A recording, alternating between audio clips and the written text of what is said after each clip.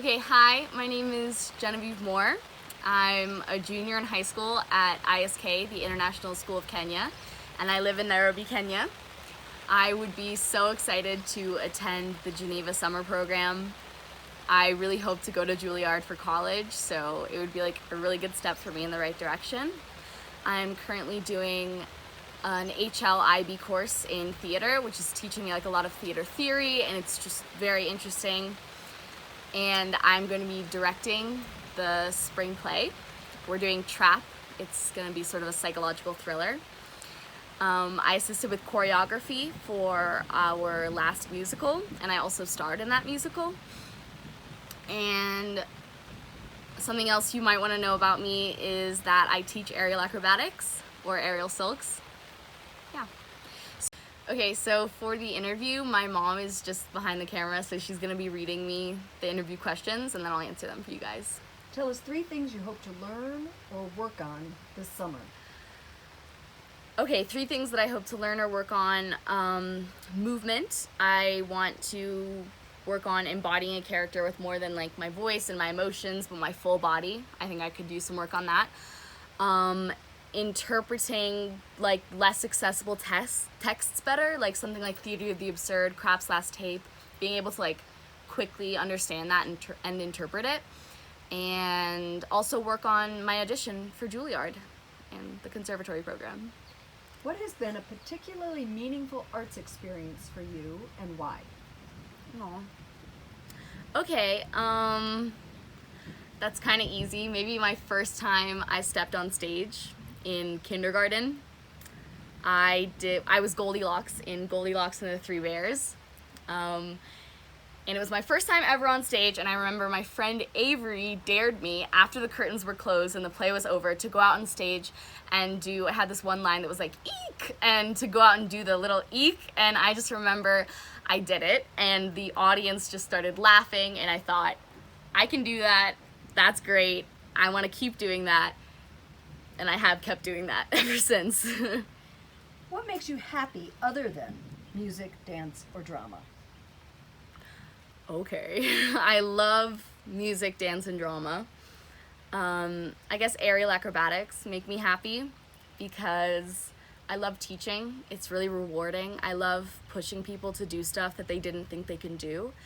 And I also love doing or taking the aerial acrobatics classes because you'll go in there and you'll be having like a rough day, you'll be stressed, and it's just such a mindful practice, and it takes up like your whole body and your whole mind to really figure out the moves. And I think you always leave the class feeling a lot more peaceful, a lot happier than you did when you entered. Called My Mama Moved Through the Days by Lucille Clifton.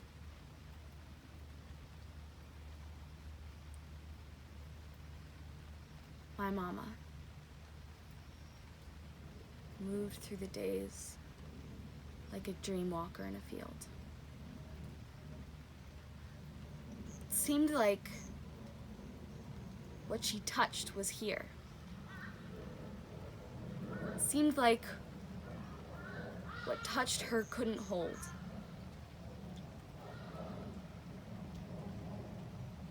She got us almost through the high grass, then turned around and ran right back in, right back on in.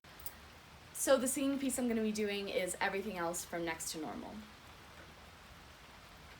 Mozart was crazy, flat fucking crazy, batshit I hear. But his music's not crazy, it's balanced, it's nimble, it's crystalline clear. There's harmony, logic, you listen to these. You don't hear his doubts or his debts or disease. You scan through the score and put fingers on keys and you play. And everything else goes away. Everything else goes away.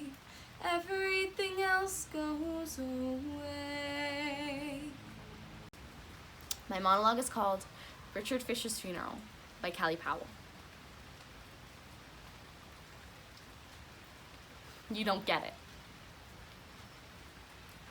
I've spent my whole life afraid of my father. Spent every waking moment trying to keep him from exploding, trying to do everything right.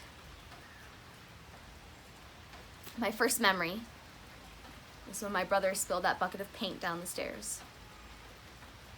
He was young, he was trying to help. My parents were painting the house and it was too heavy for him.